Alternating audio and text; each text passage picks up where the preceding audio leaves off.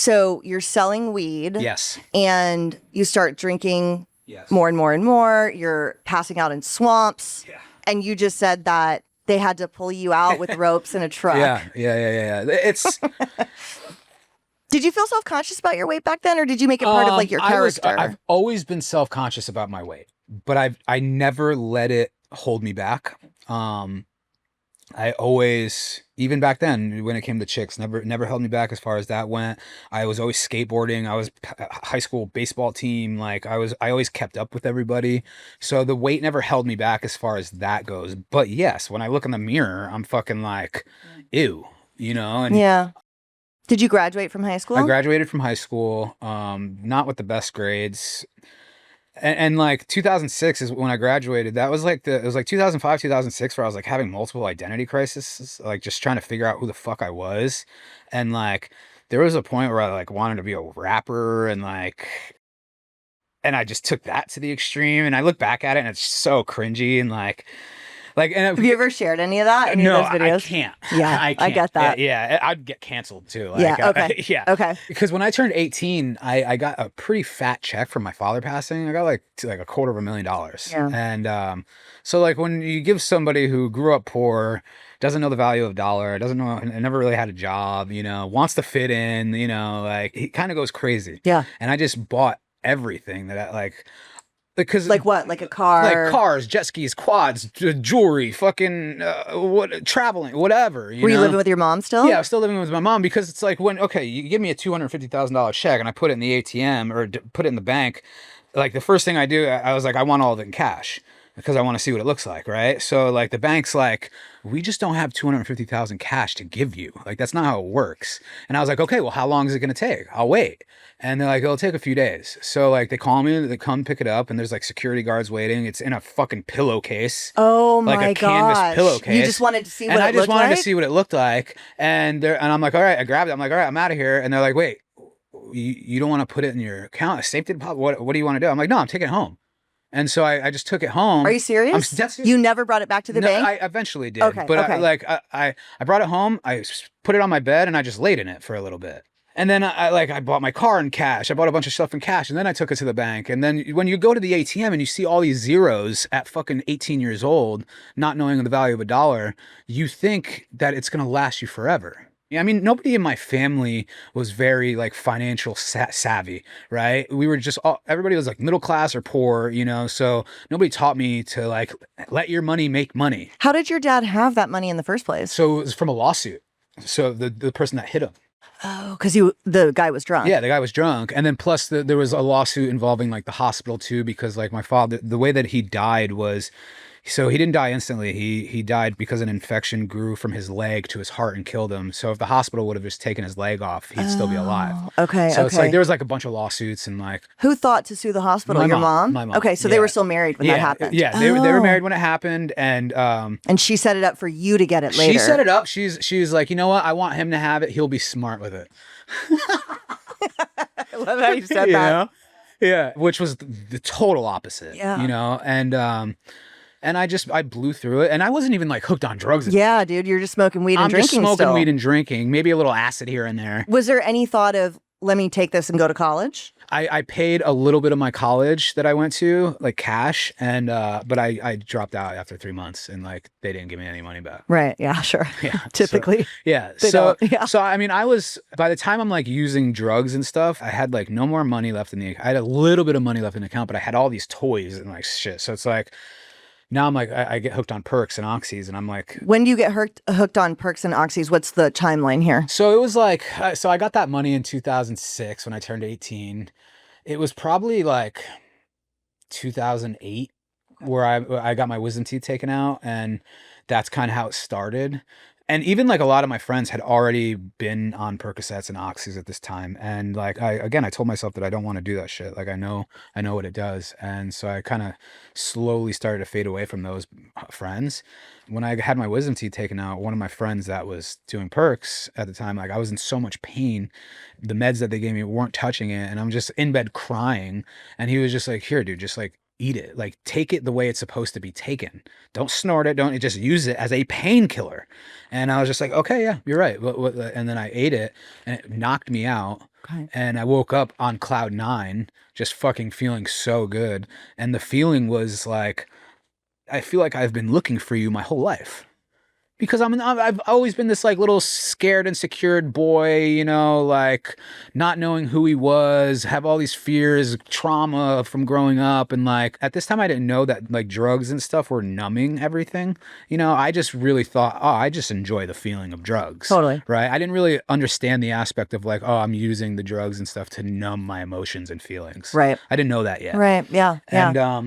And then when I took that first perk, I was like, oh, okay, I'm never letting this go. I'm going to be doing this the rest of my life. And then, how does that evolve to heroin? And you're still living at home. So I'm still living at home. Are you working at all? No, I'm not working. I'm selling drugs still. Oh, you are? Okay. That town, Old Saybrook, is very small. Everybody knows each other.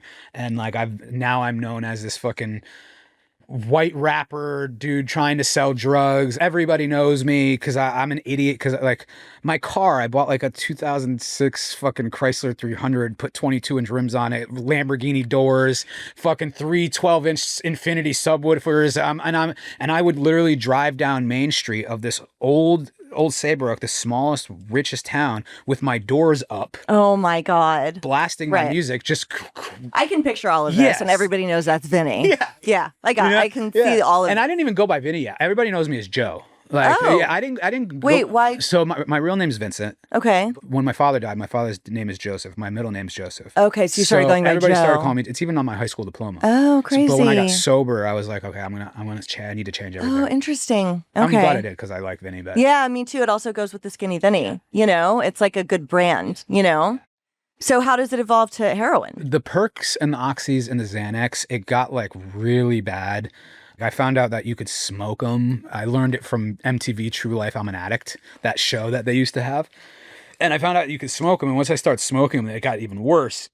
You know, I'm like going back and forth from Connecticut to Staten Island because in Connecticut, you're paying $30 for a 30 milligram. So I would drive to Staten Island, get them for like $15, bring them back, sell them. And I'm my best customer kind of thing, you know, and next thing you know, because pills are expensive, you know, it's like I can't keep up with my habit. I'm not making any money selling them, you know, I'm like barely breaking even. And then I'm starting to sell all the things that I had bought with my money, right? It's like, oh, I bought a jet ski for 15 grand. Let me sell it for 1,500 just so I can get rid of it real quick, you know? And I had all this jewelry and the cringiest jewelry, like diamond teeth and fucking big crosses. It was just so bad. And are you strung out? Like, do you get sick if you don't have you're at that level. At this point, I'm super strung out. I'm pretty sure my mom knows at this point, but I still think I'm hiding it pretty well, you know?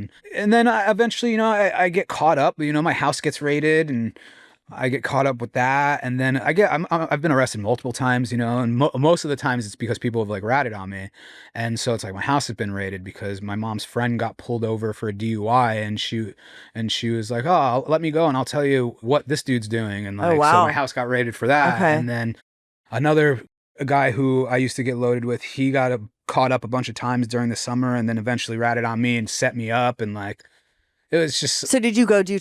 You got convicted of those things? Yeah, I've done. I did a few months in Hartford Correctional. That's where the whole prison pocket comes into play. Oh, okay. Please tell that story. Yeah, because this story is amazing. Yeah. Also, a perfect example of like, and this would probably never happen with anybody else, but your addiction literally translated into something later for your career, which is fucking crazy. Yeah. So tell the prison pocket story. So after all the arrests, you know, multiple possession of narcotic, attempt to sell. And then when I'm at this point, there's a point where I'm like homeless and I need to feed my addiction. So I'm stealing from stores and selling what I'm stealing. And I've gotten caught up with that. And so it's just like, you know, when you're arrested multiple times, you know, you're just like, okay, now you got to do some time. Yeah.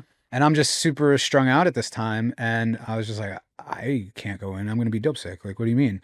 And I was very fortunate enough they were like, okay, you need to turn yourself in at this time.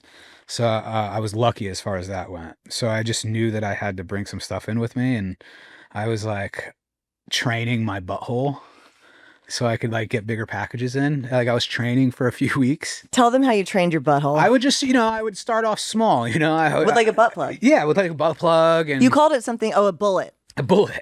Yeah. Yeah. So you slowly over time. Over a few weeks, slowly over time, I'd put bigger and bigger stuff up my butt. So like when it came time for me to turn myself in, I would be able to fit a big enough package. Did anybody know you were doing this? No. Okay. No. So it wasn't a comedy back then? No, it wasn't a comedy. How did you feel about doing it? As a straight man, as you were putting plugs into your asshole, alone with your thoughts, did you think this is out of control? No. I've never really had shame or like embarrassment, you know, like. Did you think you had a drug problem? For sure. You did? Yeah, okay. Of course.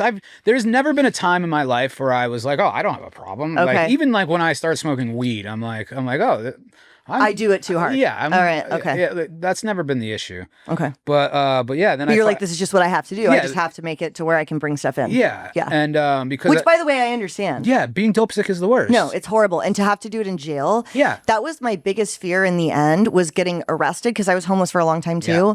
My biggest fear was getting arrested. I wasn't necessarily afraid of going to jail, but kicking in jail. Yeah. I didn't want to have to do that. It's terrifying. It was one of my biggest fears. Yeah. It's funny that we're talking about this now, because like the last couple of years I've been thinking of like, okay, what big stunts or publicity stunts or something that I could do where it's like, okay, if I do something, I might get arrested, right? And now I'm like, I've been thinking about it, I'm like, if I get arrested and go to jail, I don't really care. Like, I'm not fucking dope sick anymore. Right. Like, I can handle a fucking few days in jail now. Like, whatever, that's true. you know? Yeah, like, yeah. And then I finally, when it came time to turning myself in, I put a package up my butt that had like enough dope in it for a few weeks. How much was in it?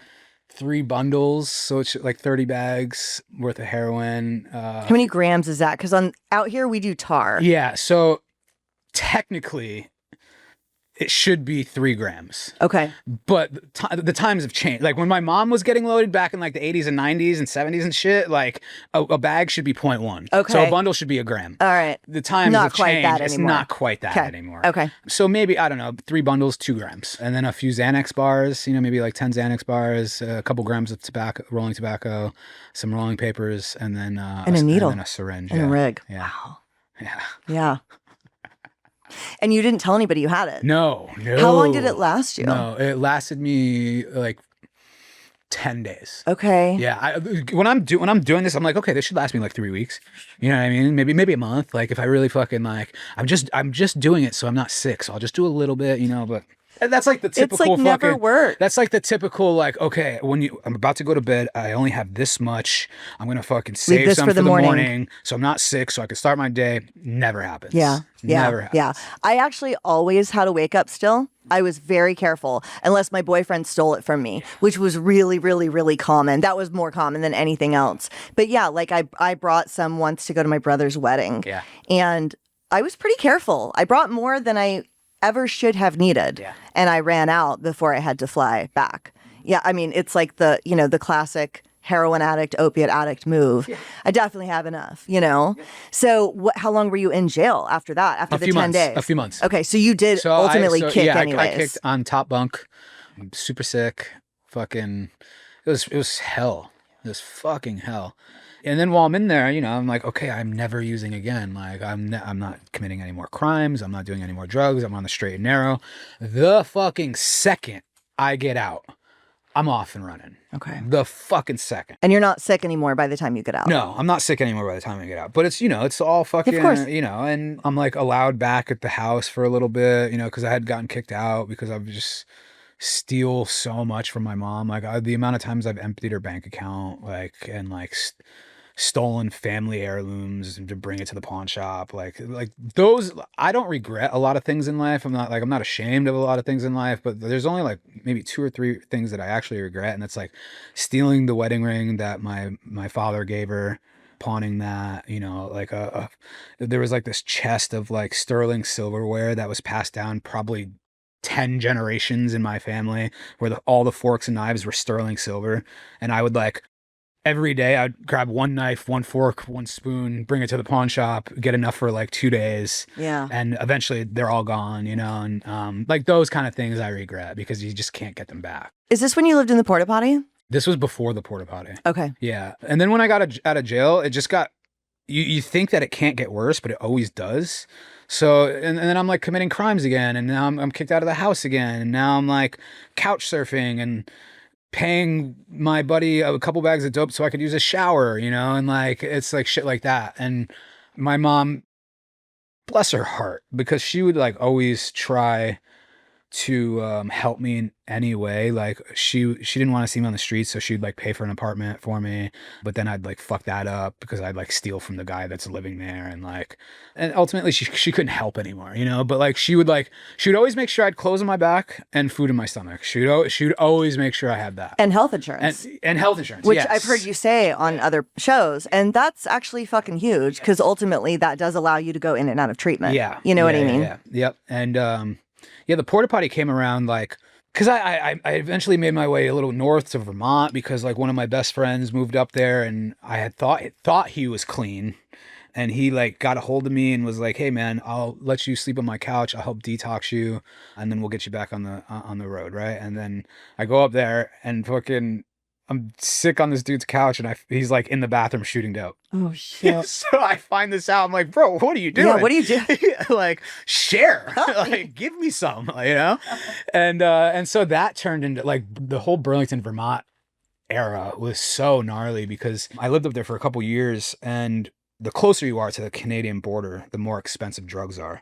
And so what you can get in New York City, a bundle of heroin costs $25, and Burlington, Vermont costs $200. Oh my gosh. So now I'm like doing everything. And this is around the time like Bitcoin was $100 and Silk Road was still on and popping. And like, so my best friend was so tech savvy. Like he was like mining Bitcoin, and we were using that to buy heroin off Silk Road. Okay. And then also like I started to become friends with the locals in Burlington, and that led me to become a mule from a crew from Harlem, bringing stuff up to Burlington. And that became a fucking shit show. Okay. And like on a train, or you have a car? no, my mom bought me a car. She bought me like a little 98 Ford Escort. Yeah. Eventually I was homeless, sleeping in the trunk of that thing. This thing's a tiny little fucking sedan. Totally. And like when shit hit the fan with Why all would that. you sleep in the trunk and not the back seat? Because I didn't want people to see me. Paranoid, sure. Yeah, I didn't want that people makes to see sense. me. And Yeah. so like what I would do is I'd drive around, and I would find a house that had their Wi-Fi open, and I would park in front of their house. So I'd get in the trunk. That's I'd have smart. my dope, my needle, my phone, Yeah. and use their Wi-Fi. Okay, that's smart. And yeah, and Because that's the only way you can make phone it's calls the only when way. you have no. Yep, Yeah. yeah. Those Wi-Fi calls, Yeah, dude. yeah. I And, did that so much. and then like I have no money, I have no nothing, and I'm dope sick every day. And like I would go into the store and steal pounds of Tasmanian poppy seeds. Would that work? Yes. No way. Yes, and you have to wash them. You have to wash them with some sort of citric acid. So the best way is to use grapefruit juice. You would sift for hours back and forth, and the citric acid from the grapefruit juice washes away the opium. I can't off of the believe seed. that works. And it turns it tastes. It makes it like a tea. It's a tea, but you could see the layer of blue opium on top of it. Really? Yeah, it tastes so good. That's wild. And How long does that process take? Maybe about an hour. So you're sick doing this shit? I'm sick doing this shit, and that's how you would get well. and to that's go how do I it. would get well, to be able to fucking go figure out how I'm getting loaded. But That's there were crazy. times where like, because you have to get the best seeds are the Tasmanian seeds, so Yeah. they're really potent. And if you did it enough and you got enough of it, you can get loaded. Yeah. You can nod off from it. And then you wake up sick again, And then you wake up didn't sick. get your hustle done. Yeah. Oh, that's So, crazy. yeah. Okay, so how do you end up in the porta potty? Also, isn't it fucking cold up there? You're homeless for years in Yeah. Vermont. It's cold. In Vermont, I started off living with my buddy. Okay. He ended up passing away, and then Did he overdose? yeah, he overdosed, and that one like fucked me up. Is that John? Yeah, that's John. Oh, Yeah, okay. that one okay. fucked me up, and And just because this is really important later in your story, so my audience knows, John is really good friend of yours. really good It's- friend. You get very upset when he dies. Yeah, he was like one of those addicts. He was so smart and so gentle and so like wouldn't hurt a fly kind of dude, you know? Like Yeah. me on the other hand, like I'll hurt whoever's in my way to get what I want, right? And he was just so kind, and like he had one overdose and passed away, right? And me on the other hand, I have 15. And like 3 of them I've actually flatlined, you know what I mean? And then like now I get sober and I'm not just living, I'm thriving, right? Like doing all this crazy shit. So it's like, it fucked me up for a while. Yeah. When he passed, I went back to Connecticut. Mom wouldn't let me back on the couch. It's not that she didn't want it. She was living with her mom still. So it's Right. like my Nana wouldn't let me back in the house, which I don't blame her. Me neither. Yeah. And yeah. And so it's like I'm finding places to sleep again, you know? And then there was this like little soccer park down the street from my grandparents' house, and nobody really used it. And it was like a handicap sized porta-potty that nobody really used. And it was just big enough for me to like steal some blankets and pillows somewhere and bring them back there and sleep there. And that's what I did for a long time. Wow. How long were you? Almost 3 years. In the porta potty? Yeah. Wow. Yeah. That's wild. Yeah. It's good info that it was a handicap size. Yeah. I actually haven't heard you say that yet. Because you're talking like, that's decent size. It's just big enough to like kind of lay down. To lay down. You can't spread. Right. You can't make your legs straight. Right. But just like a fetal. Like a fetal position. I can picture it. Yeah. Yeah. It's fucked up. Did people use it during the day? Did People had used it, but it wasn't like an all day, every day thing. Okay. Where, you know, it's not like a Coachella porta potty no, that you're sleeping in at night. Coachella porta potty. That would be gnarly. No, dude. No fucking But the way. crazy thing is, if it was, you would have done it. I would have done it anyway. Yeah. No, my first reaction when I heard the porta potty thing was still to this day, even though I've been sober 11 years, I still was like, wow, what a good idea. That's a legit. I still like, in my neighborhood, there's a pool with a restroom, 2 restrooms, and it locks from the inside, and a heater turns on when you set the timer. And I have thought so many times, it's not locked. I mean, you have to get over the gate for the pool, but I've thought so many times, I'm like, wow, this would have been a great place to stay. I'll still go into bathrooms sometimes, and I'll be like, damn, this is a good bathroom to fucking get high in. To this day, I still think it's crazy. that. It's crazy the way our brains think. But the porta potty thing, I've heard you share that before, and I'm like, that's not a bad idea. And that's before I knew it was a handicap one. Yeah, it wasn't. You know, it's because I always had too much pride. I never fucking sat on the side of the street with a sign asking for money. I never fucking went to a homeless shelter. I never did any of that. I had too much pride, which, you know, is a blessing and a curse, I guess. But in the porta potty, man, especially in Connecticut, like you said, the weather gets gnarly. So it's like, and especially when it rains, it's not like it's bolted shut. So if it rains, the water's coming in. So whenever the nights that it would rain, I would have to, I found this house that kept their like basement back door open, where it had like an empty cellar. You'd get in there. Where it was like cement walls, right? So it was freezing, but like it wasn't, the water wasn't coming in. Yeah. And then when it would snow, you know, I'd have to figure out something else. Yeah. And most of the times it would be like, if I knew it was gonna snow, I would like make sure I save a couple bags, and I would give it to my friend and his mom, and I'd be like, here, let me sleep on the floor. Like, and yeah, that's kind of what I did for a few years. And heroin is the main thing that you're doing. Yeah. So at that time, it's mostly heroin, but crack and coke. Oh, you started doing crack. Okay. Yeah. Okay. I loved crack. Yeah.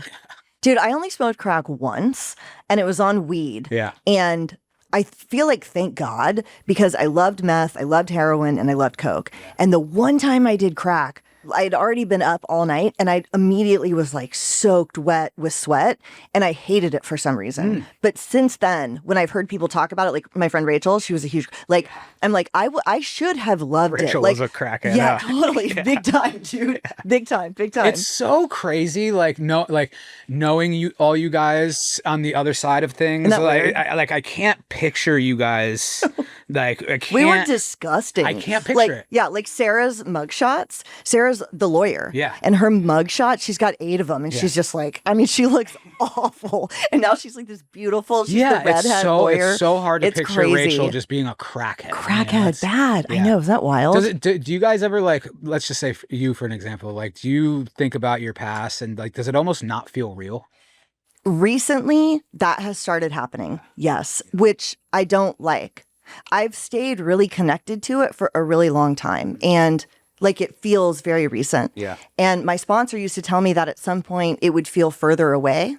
And she told me that, meaning like, don't ever forget, blah, blah, blah, as you tend to get more stuff. Yeah. And I remember thinking like, no, I'll never forget. Like, I won't forget. But lately, I actually told a friend of this the other day, I almost feel like a fraud sometimes posting about sober stuff, because it feels so long ago and so disconnected, and very easy to say sober now. I don't think twice, obviously, about using or drinking, like nothing.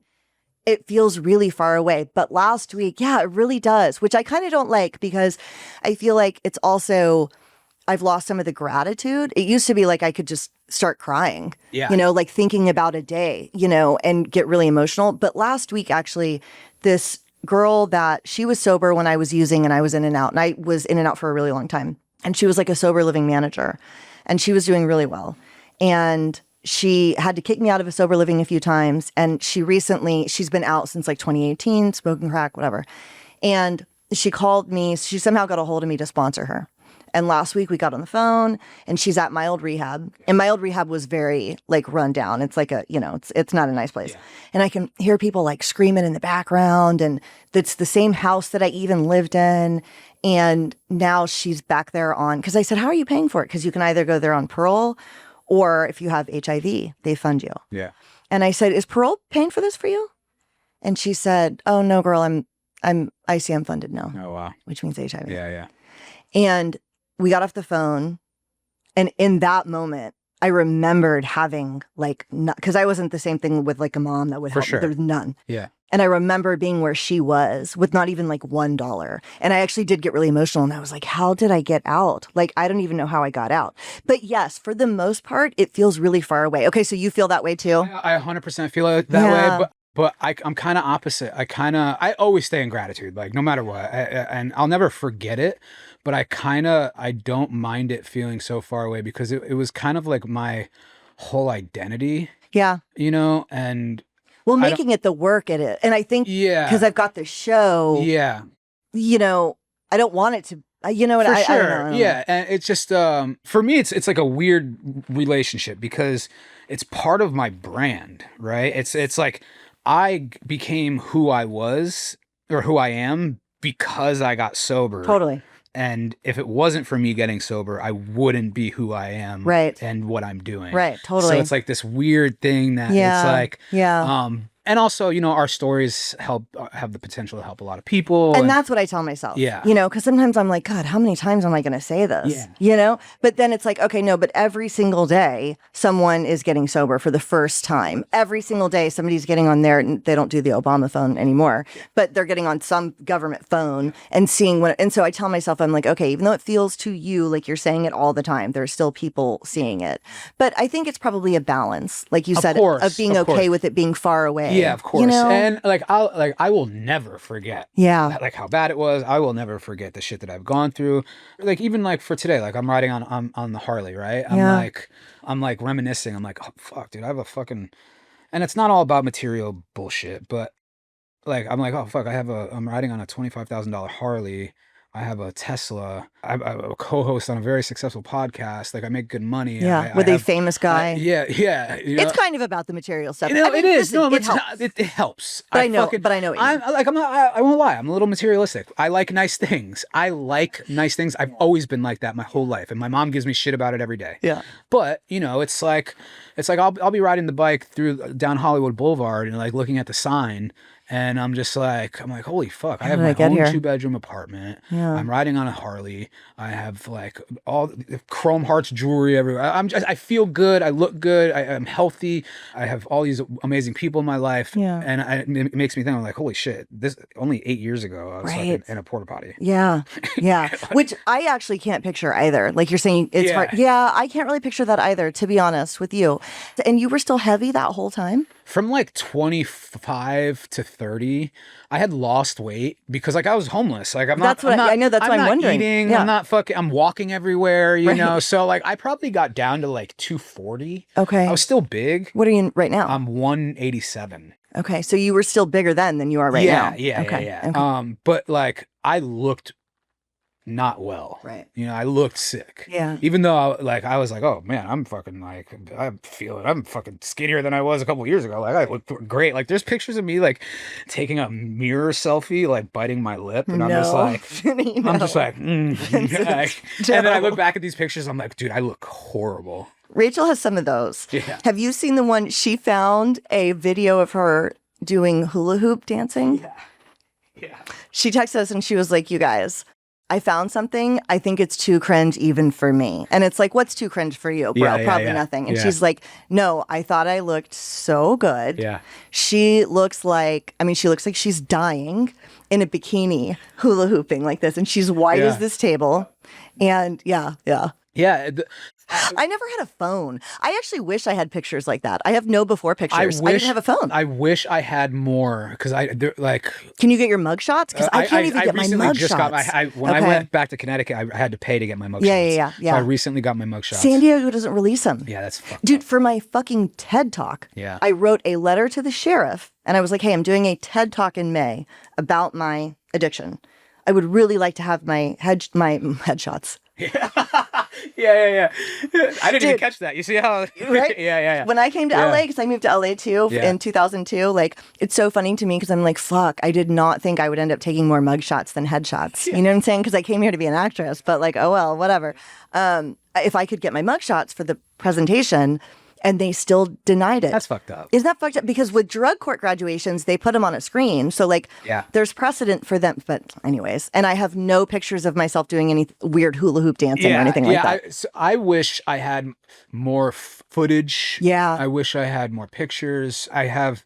Back when the weed started, you know, the video camera was still in my hands every once in a while. So maybe I would film like us breaking up weed or smoking a blunt every once in a while, but it was rare. Yeah. So, and I recently found all my fucking mini DV tapes and had them transferred to digital. So like I have some of that, but I really wish I had footage of me like shooting dope and like all this because it'd make a great documentary. It'd make a great, totally. We could use it now. The attention whore that I am, you know, like I wish I could fucking, but I don't. And as far as pictures, I have maybe 4 pictures of me all fucked up. Yeah.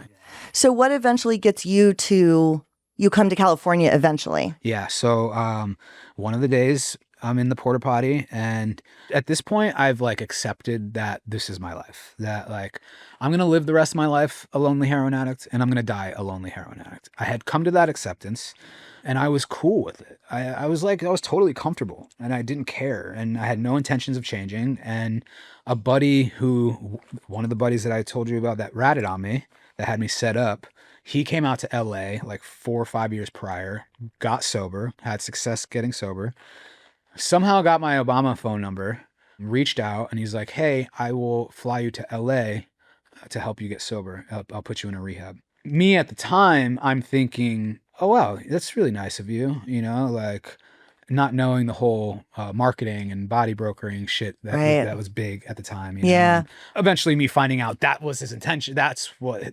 Really? Yeah, that's what he was doing. Oh, he was going to get paid? Yeah. And, he didn't work there?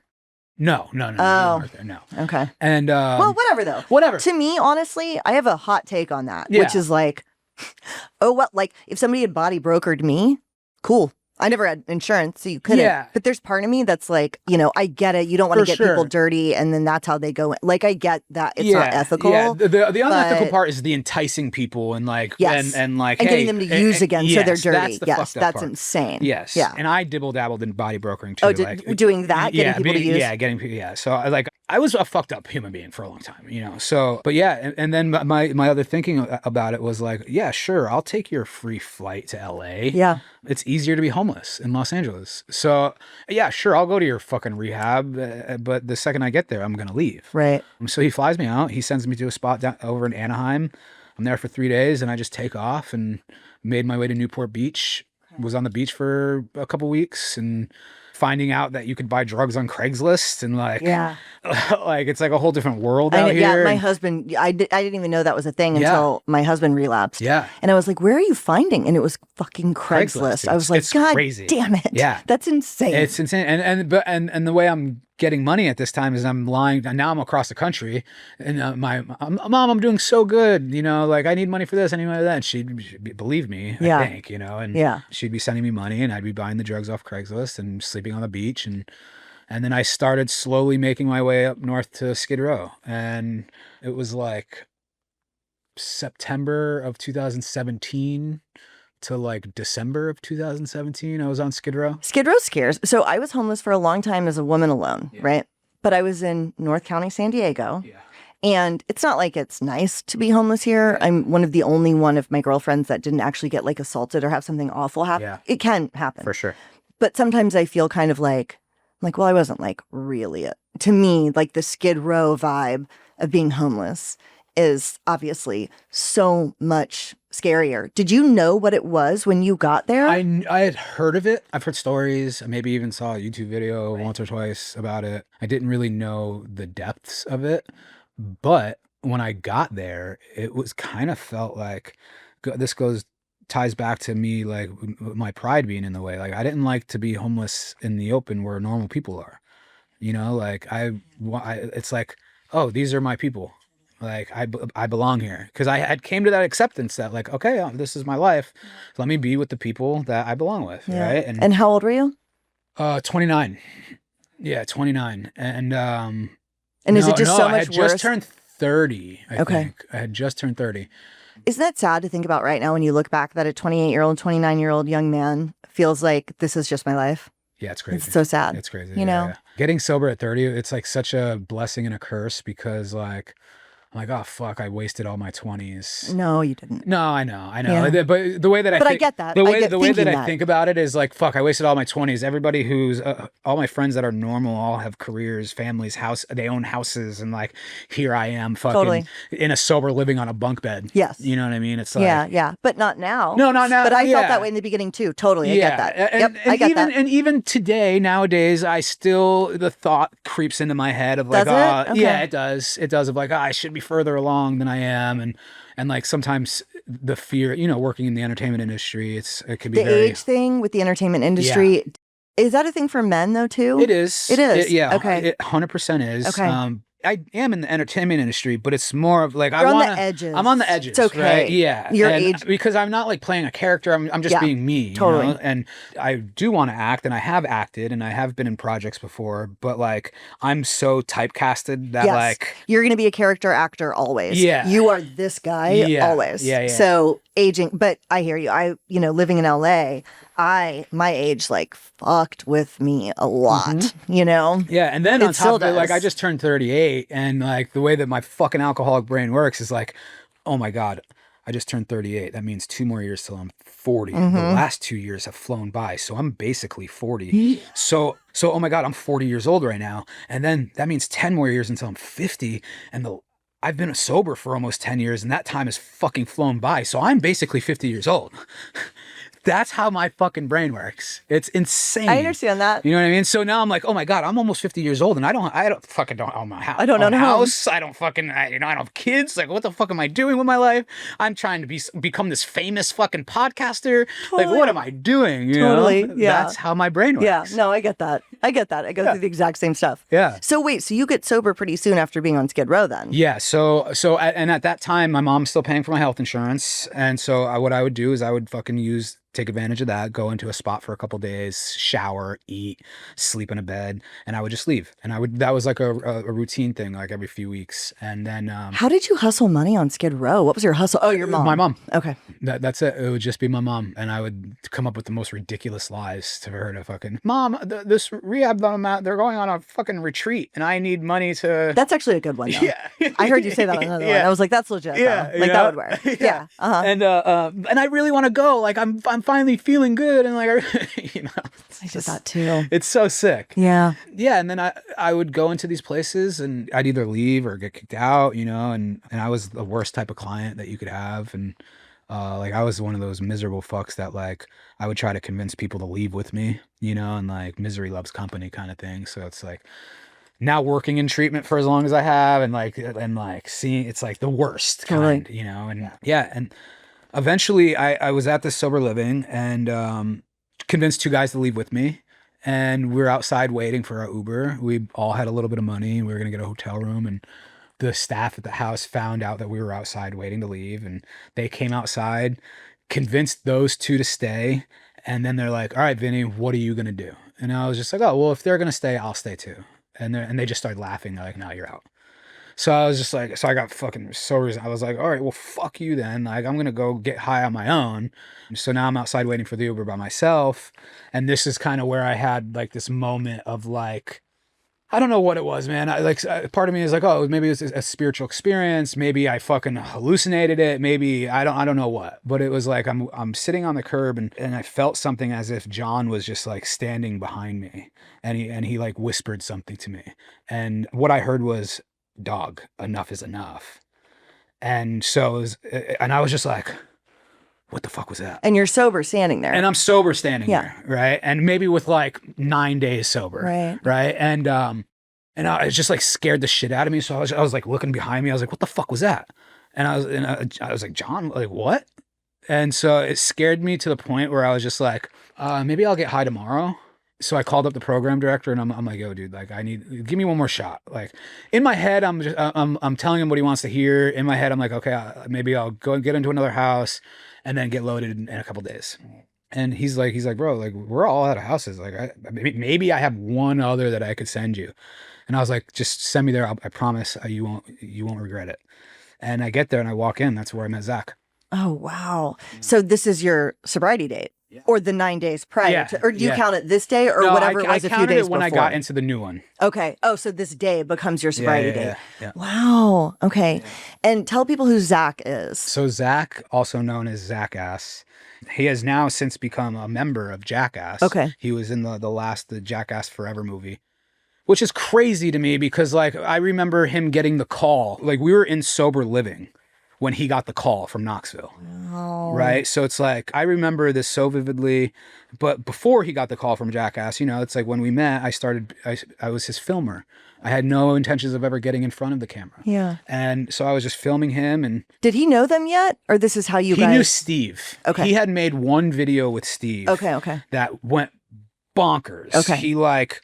Him and Steve went up to the Hollywood Hills up on the mountain and like put plywood down. Zach got naked and skated into a thing of cactus. Oh my God. The video went probably hundreds of millions. Did you recognize him from that? I already knew who he was. Oh, you did? I recognized him from that video. Okay. I knew who he was. Okay. And I knew who he was. And I was like, oh, you're the stunt guy, the Jackass world. Like, I love this shit. And then at the time I had this heartogram tattoo that I have since gotten covered. But he saw the tattoo, and it's like a BAM thing. Like, okay. And he's like, oh, you got the heartogram tattoo? I was like, yeah. He's like, oh, we're gonna be close, and we just fucking like got along very easily. And he was looking for a filmer at the time, and I lied. I was just like, oh, dude, have been filming my whole life. Right. You know what I mean? Like, but in reality, I hadn't touched a camera for 15 years. The last camera I had touched had mini DV tapes. Right. Now everything's digital and mirrorless and all this shit. Right. But I'm like, yeah, dude, of course. I fucking love Jackass. I used to film all this shit. And so he's like, all right, film this one video, see how you do. And if it works, it works. Yeah. And we're in the crew. And we filmed the first video we filmed was we attached a boxing glove to a gas-powered remote control car, went to Venice Boulevard. He sat down spread eagle, and we got the car up to like 30 miles per hour and drove it into his nuts with the boxing glove. Oh my gosh. And it was with amazing. The boxing glove in front? Yeah, and it just crashed. Yeah, it just goes right into his nuts. And like, it's genius, right? and all these people are surrounding us and laughing and fucking, it just felt so good. And this is what I was talking about. And familiar. The familiar yeah. of it, you know? And we go home, he edits it, and he's like, hey, you need to start an Instagram. So I was just like, oh God, here What we year go. is this? This is 2018. Okay. And I was like, okay, well, what do I call it? And I was just like, okay, what rhymes with Vinny? And so I was like, Skinny rhymes with Vinny. I'm fat, so that's kind of funny. Right. But Skinny Vinny was already taken. Okay. So I was just like, oh, Skinny Vinny 666. And so that was my handle for 4 years. It's not now though, right? Isn't just Skinny Vinny? Because I did some fucking private investigation work. And figured out who it was? Found out who the guy who owned fucking Skinny Vinny. He ended up being this like 40-year-old dude that works for ESPN. I somehow got his contact info. I hit him up and I was like, yo, dog, I'm the real Skinny Vinny. I need that handle. And he was just like, bro, I haven't used that since high school. I was like, I'll give you $1,000 for it. He goes, bro, you could just have it. Oh, wow. Yeah. And so that's how I got it. Wow. That's really cool. Yeah. That's awesome. So Skinny Vinny is born. Yes. The brand is born. The Skinny Vinny brand without the 666, that was born in 2022. Okay. Yeah. But from meeting Zach to the first year in sober living with him, so much shit was happening very quickly. Yeah. And is that when you met Steve? I had met Steve once within that year, I think. Okay. Because at this point, I didn't even know what podcasting was. Right. And I never listened to one, didn't even know what they were. And this old famous legendary skateboarder, Andy Roy, he was like doing a podcast and he needed like a producer. And me and Zach had filmed with Bam Margera and Andy doing this video. And that's when he said he needed a producer. I was like, bro, I'll do it for free. Right. This is again me lying again. I was like, dude, I've been fucking producing podcasts for years. Right. Like, I'll do it for you, free of charge, right? So I'm learning everything as I go. Yeah. And I start producing Andy's podcast, and Steve was a guest on Andy's podcast. Okay. That was like the first time I really worked with Steve. Yeah. But meanwhile, the videos are blowing up and getting you some attention as a because filmer. you know, like as a filmer, when people used to tag their filmers, right, it'd be like it would be the caption, and it'd be like filmed by Skinny Vinny. Right. 666, Okay. Right? Okay. And I'm like seeing all these videos just fucking take off on Zach's page, and they're getting liked and commented by people like Tony Hawk and all these fucking people that I like idolized as a kid. So I'm just like, what the fuck is going on? This is insane. Like a couple months ago, I was on Skid Row shooting heroin in my veins. Right. Now I'm making content that all my idols with like are childhood watching. heroes. Childhood heroes. People that I had posters on the wall. Yeah. You know, and it was like a snowball effect. Yeah. Every month it was just something crazier we were doing, these videos that we were creating. And that was the other part of it, like finally having an outlet to like be creative in a weird way. It's creativity. Yeah, well, for sure. But we're just such attention whores. Like Steve says this all the time. Like, it's not, we hurt ourselves, and it's not like we have a higher pain threshold than everybody else. We get hurt and feel pain the same as everybody else, but we're just such attention whores that our need for attention outweighs the fucking pain. Yeah.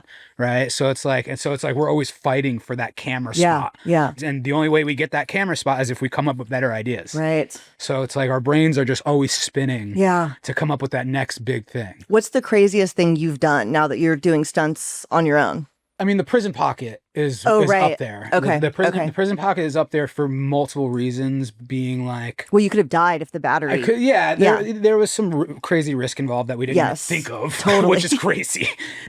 Like, usually we're pretty good at like... assessing risks. Reward, like analyzing the risk reward kind of thing. I wouldn't have known the battery thing either. It just crossed it didn't even fucking cross our mind. Right.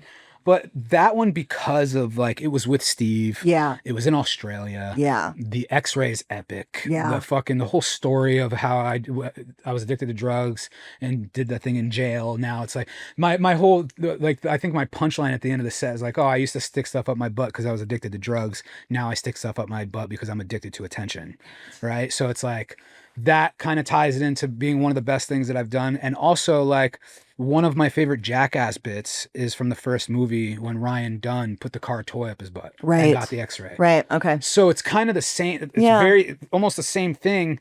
And Steve-O is co-signing, because people don't like people stealing each other's bits, doing things similar. You know what I mean? I got it. But Steve is allowing me to do this most famous. Right. Not recreating it, but it's almost something similar. Something very similar. Yeah. And like it was Steve's idea. Yeah. So that's why that was one of the best. But as far as like painful ones, you know, I've done like stuff with fire that my whole back has been 2nd-degree burns.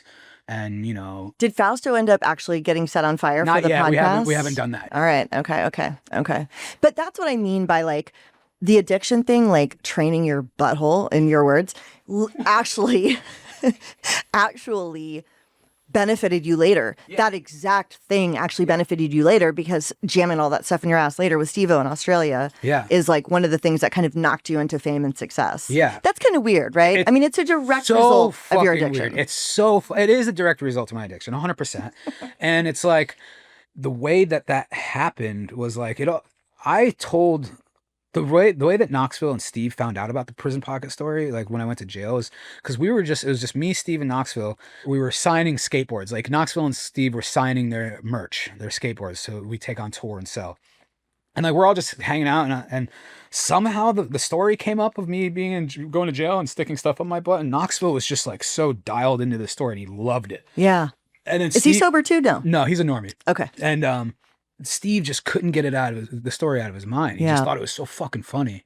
And then we ended up going to Australia, and that was around the time, like, I wasn't really well known yet. and Steve was just really hyped on like helping me build my career up. And we're in Australia. He's like, hey, dude, like let's film a big video for you. What do you want to do? And That's so cool that he wanted to do that. Yeah. And I was just so brain dead. I couldn't think of anything. Yeah. And I was like getting bummed. I was like, fuck, like why we're in Australia, we're on tour. Like, why can't I think of anything?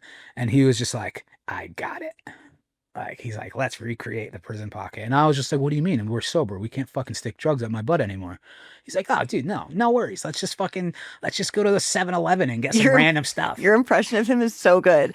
Okay, so tell the audience what you end up putting inside you. We ended up going to a 7-Eleven in Australia, and we got 2 espresso pods.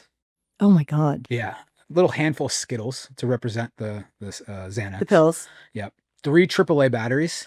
Fucking a couple pieces of paper to represent the rolling papers. Okay. And a pen to represent the rig. syringe. Okay. Yeah. Okay. And this package ended up being way bigger than the one I went up in jail. And you put it in a condom, right? So you wrap it super tight with like a saran wrap.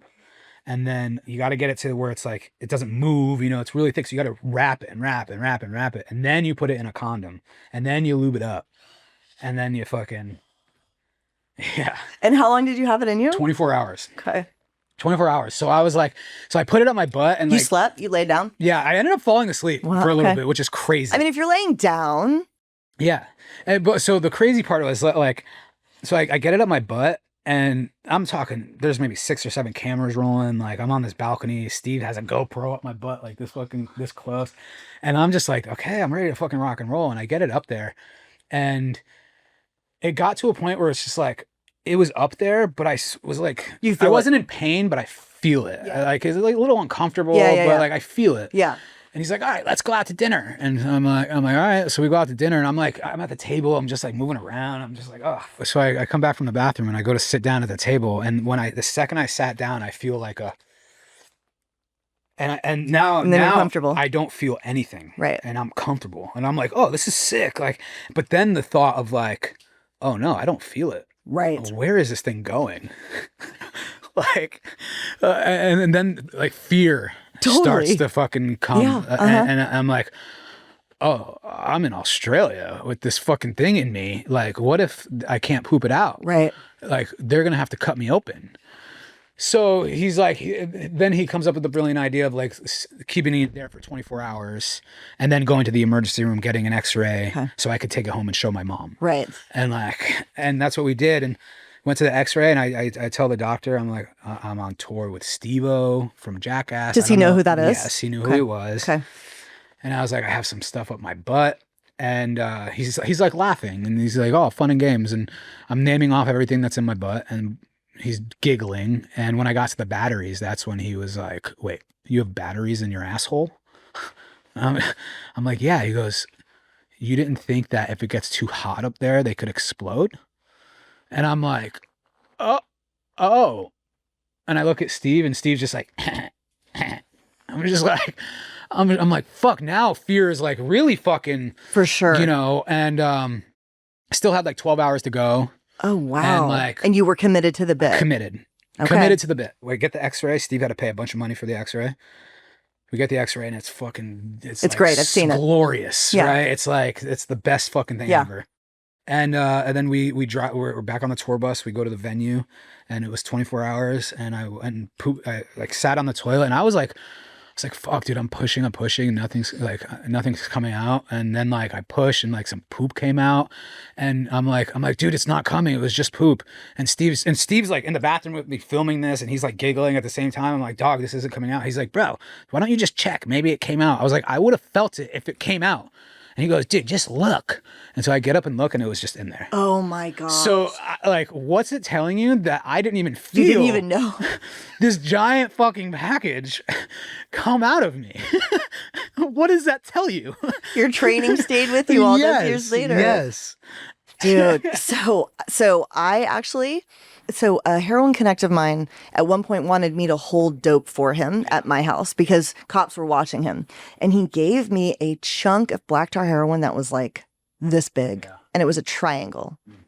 And I was driving it somewhere and I put it inside me. For sure. I put it inside me. Yeah. And it went. It was awkward and it was weird and it hurt, but it went. Yeah.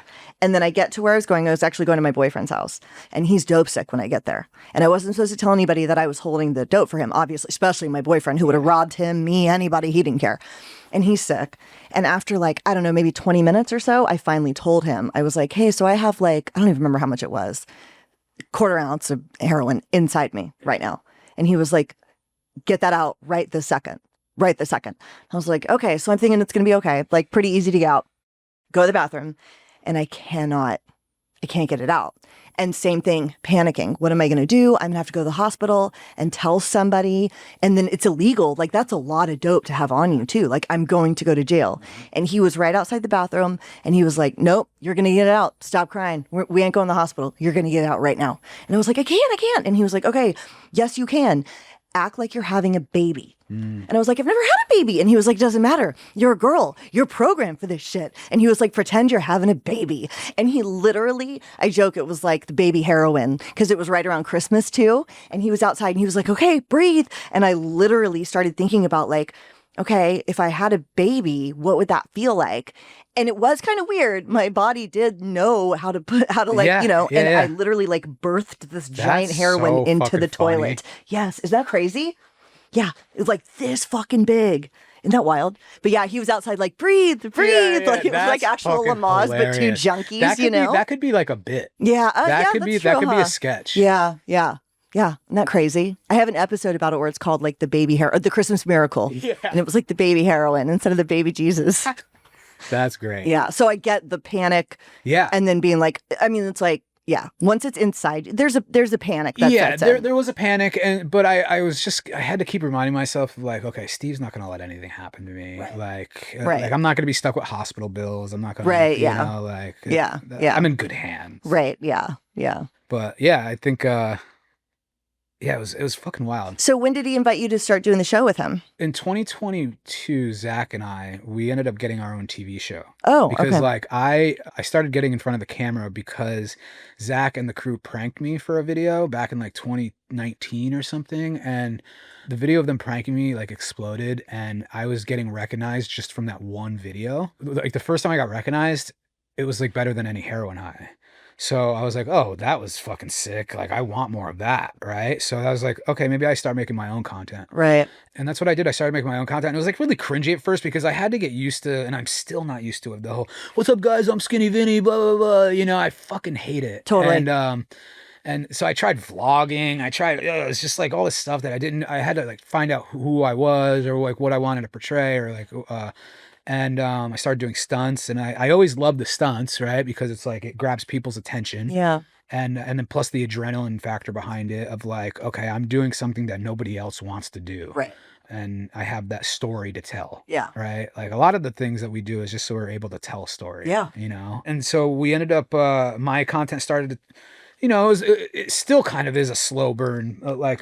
I kind of trip out about it a lot. I'm like, oh, my Instagram followers aren't really translating. I'm on this fucking show that gets millions and millions and millions of views every fucking week, but it's not translating to my fucking, it's hard. It's hard. You know, I feel the same way sometimes, especially if like I look at like my girlfriends and I'm like, fuck, they have literally millions, you know, and mine has definitely been, that's a good word for it, a slow burn. It's a slow burn, yes, you know, definitely. And, you know, but I look at people who do follow me and I have like, I try to make it feel better by this. It's like the quality of people. Sure. And the engagement. And that's true. My engagement's great. That is legitimate. Yeah, my engagement's great. And the quality of people, like I have people like directors and fucking producers and comedians and fucking other famous people that follow me. So, you know, it's like, I care more about somebody. I'm not saying not everybody's important, but like people in my industry, like if all it takes is one video for them to see, to be like, oh dude, let's fucking do a TV show. Yeah. That kind of thing. Mm-hmm. But, you know, it trips me out. I'm like, dude, I'm on this show every week that gets millions of fucking views. Yeah. And I get recognized all the time from it, but my Instagram doesn't really show it. What do you think that's about? I don't know. I don't know. Interesting. And I couldn't tell you. Yeah. Yeah. It is what it is. Yeah. But yeah, so Zach and I ended up getting a TV show. It was called Your Pranks, Our Show, where people submit pranks, and we lived in. The whole premise of it is me and Zach lived in the studio's facility for a whole month. Okay. We couldn't leave the building. So we showered there, ate there, we did everything there, and we filmed the whole TV show while we lived at, Oh, at okay, the, okay. at the facility. And that aired. We got one season out of it. We got picked up for a second season, but some personal stuff with Zach was happening, and so we had to say no to a second season. And I had become friends with Steve at this point, and Steve's kind of saw how hungry I was for everything and how hard I worked, and I'm sober too, so it just Yeah. made sense. And Yeah. he started inviting me over more to help film his YouTube stuff, and then he'd invite me on the road here and there to help with his merch. Yeah. And then it became this really close friendship. And I think what it was just, I was just so hungry Yeah. for it. Like if he called me at fucking 2:00 in the morning and be like, hey dude, I need you to do this. Like I was there, Right. you know? And, yeah, it just became this really close friendship, and he just knew how bad I wanted it, and he just did whatever he could to help it grow and have me be a part of stuff. And the whole podcast, the co-host of the podcast started was like I was producing it for maybe 6 months to a year, and we were having Bam on, and he was like, all right, Vinny, set up a camera and a mic for you. And I was just like, what? And I was so nervous. It's really funny because you could look at the episode and see how nervous I was. Yeah. I'm like sweating, Yeah. stuttering, and fucking shaking. And because I knew, and anything that has Bam Margera's name in the title just fucking explodes. Yeah, So totally. I knew it was going to be millions of views. Yeah. It was going to be my first fucking big podcast. And so I was like, okay, so I did that. And then every episode after that, he's like, okay, do that again, set up another camera. I think he was like testing to see how good I would do, right? Yeah. Yeah. And the last time we had, it was like Dan Bilzerian or something, and we had him on, and that was the episode where he was like, oh, this is our new co-host, Skinny Vinny. Aww. And I was just like, yeah, like just totally, That's so because I cool. didn't know what was happening. Like I didn't know if it was just like him just allowing me to be on, or because like when I was producing, we had Zach on as a guest, and Steve invited me on like halfway through because me and Zach were doing everything together, and he was just like, oh dude, you sound really good on a mic, like you're doing well. And then he started inviting me on more, and then Just evolved. then it just evolved to this thing Yeah. where now I'm producer and co-host. That's so cool. And then It's a dream come true. It's a dream come true. Yeah. Because I posted this picture when I started producing the podcast. I was in the van, I took a selfie, and I posted it, and my caption was, one day I'll be in this seat as a guest. I had no intentions of being a co-host ever. I just wanted to be popular enough To be a guest. to have Steve invite me on, because I knew the caliber of guests we have on it's top tier. Yeah, totally. So I was like, one day I'm going to be famous enough to be a guest in this van. Yeah. And then now I'm a host of it, which it's really weird.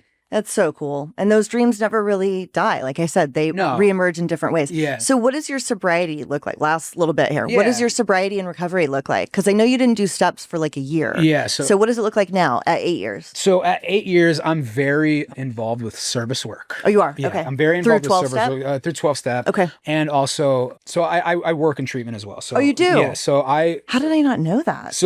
In LA?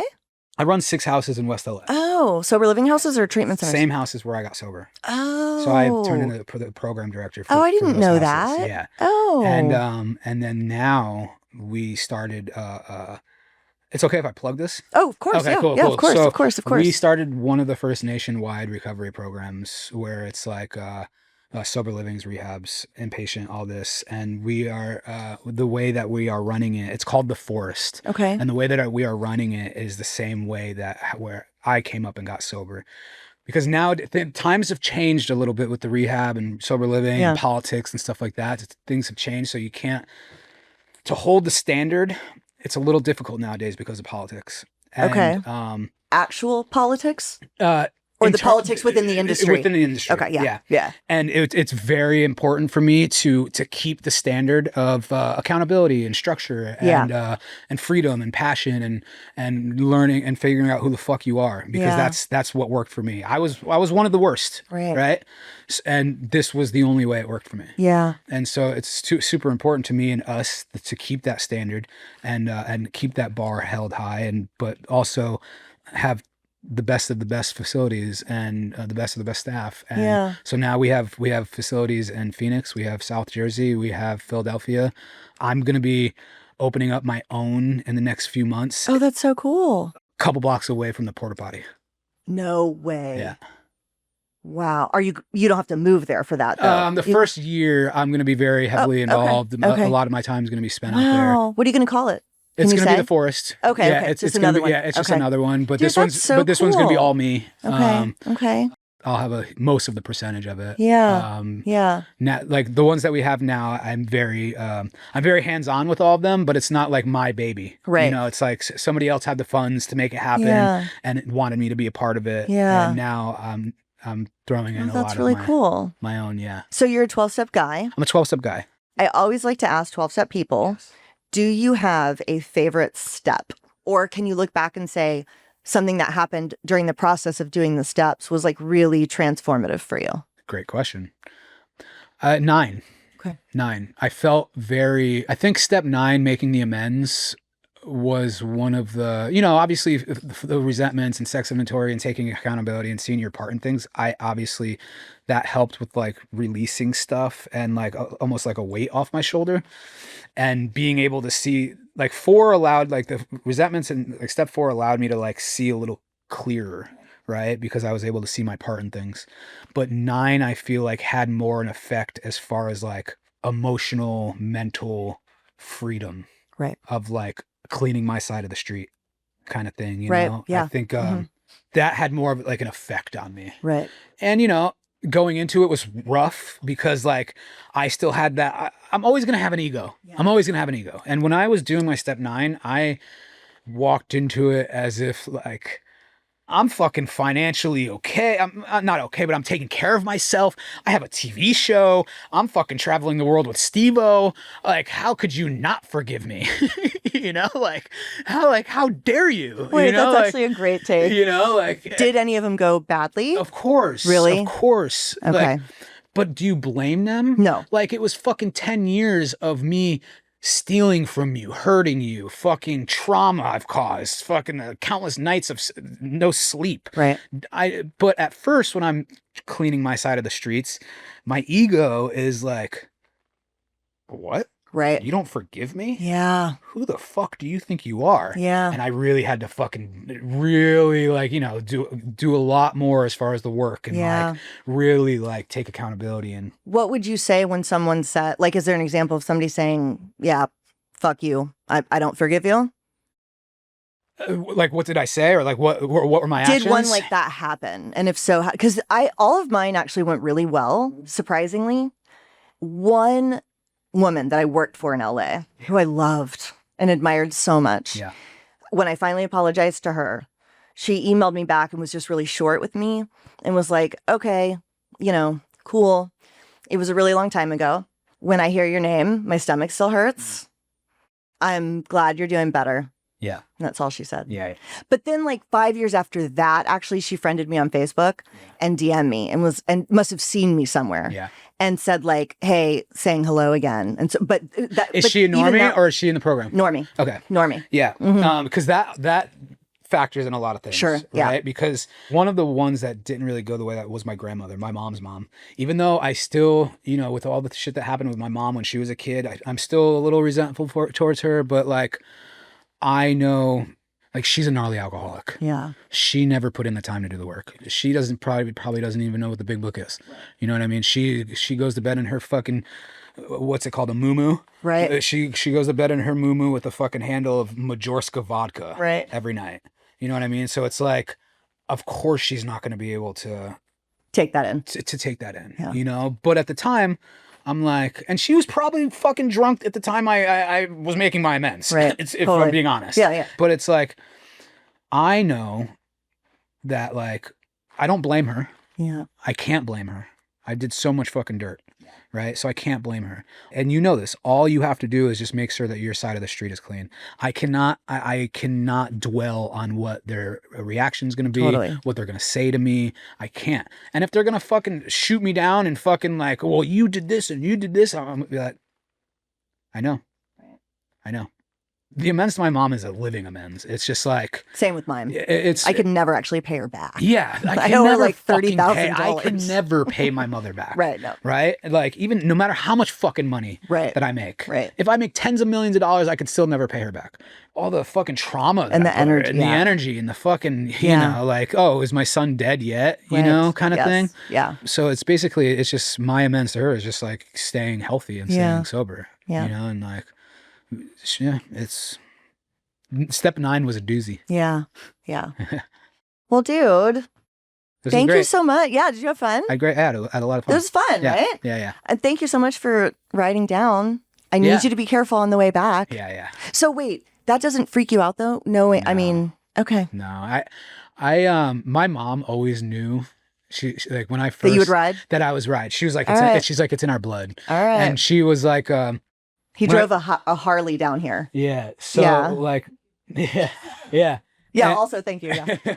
When I first got sober, and you know, I've always been interested in bikes, Yeah. but like never in a million years that I think I'd be able to afford a bike, Right. You know, so it never really came to my mind. And then for my 7 years sober, my buddy he gave me a little Royal Enfield motorcycle. Oh. It's like a little smaller, like 500cc. Yeah. It's kind of small. And I was scared, dude. I was like, dude, I'm going to ride a motorcycle for the first time in Los Angeles. Like, it's kind of gnarly. Right. But I got very comfortable with Okay. it very easy, like, Okay. quickly. And then, Do you split lanes? yeah. So I outgrew that one. Can't. The one that my boy gave me, I Uh-uh. outgrew it. It was a small bike, and I'm just like pushing it to the limits, and I'm just Yeah. like, I need something bigger. Yeah. And the front brake went on it, and I'm the type of dude that is just like, "Oh, I don't want to get that fixed. I'll just buy a new one. Like, I love that. I'll just go. Like, I'm gonna go Let's buy a Harley instead of instead. Instead of Instead of spending a couple $100 Yeah, fixing I'll the front spend brake, I'll spend $25,000. $25,000 Right. on the fucking. I did Yeah. that with my jet ski back in the day. It's Yeah. like, oh, my engine is kind of fucked up. I'll just spend $15,000 on a new one. Right. Like, It's the addict in it's you. the addict. It's the yeah. addict in us. It will that part will never leave. No.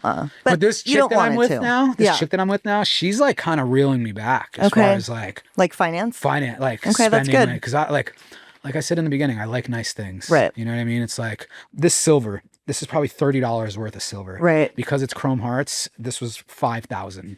Skinny. You know what I mean? Yeah, And she's totally. just like, Samantha gets it. This is the Yeah. owner of the. She's our Yeah. brand girl. Look at that beautiful bag she's got right yeah. there. Oh, dude, I have a Louis duffel. You should- Yeah, of course. Like I have to, right? So it's just like, but this girl that I'm with, she's kind of like, why? Right. Yeah. You know what I mean? Like, Yeah. It's like, Yeah. it's because I can. You also lived in a Porta-Potty. Yeah. And now you get know to what have I a mean? Louis And now I duffel. get to fucking. To me, that's part of it too. It is. Having had been homeless. It is. It is nice for me to be able to say like, Yeah. you know, I got my hair like blown out today, and I lived on the beach in Oceans. You know what I mean? Yeah. And There's that too. and I have just so much faith that, like how you said it, there's just no other option. There's no other option for There's you. no, like the way Yeah. that things are going. There's Yeah. just no other. Yeah. And I saw a meme recently. Do you know who Alex Hormozy is and his wife Leah? They have a big like business podcast. yeah. And she said, work so hard that to not get exactly what you want would be an outrageous outcome. Yeah. And I feel like that's what I did with my studio. Yeah, That's 100%. what you're doing I believe here. that. And then, Yeah. but being with this, now that I'm with this girl, she's got the 2 kids. Right. My mom was like, because I tell my mom everything, and she was like, "Are you ready for that?" Like one of the girls is 12, one of them is 6. Hannah, she told you that she's like, she wants to be with somebody that can protect, provide, and love the kids. Right. She's like, "Are you ready for that?" She's like, "You can't have your cake and eat it too." Yeah. You know, she's like, all this stuff that you buy, like, and I was just like, I will have my cake and eat it too. That's awesome. I will have my cake and I will eat it too. You know, like That's going to be the clip. yeah. Mark my words, Mom. I will have my cake and I will eat it too. I believe you. Yeah, you know, I know it's going to be a lot of hard work, and since being in these kids' lives, I feel like living less selfishly has been a good thing. Yeah, for Which sure. has been cool. Yeah. Well, Vinny, I love you, dude. Love and you I'm too. glad we got to do this. Yeah, this was fun. And yeah, thank you so much. Sweet. Hell yeah. Thanks.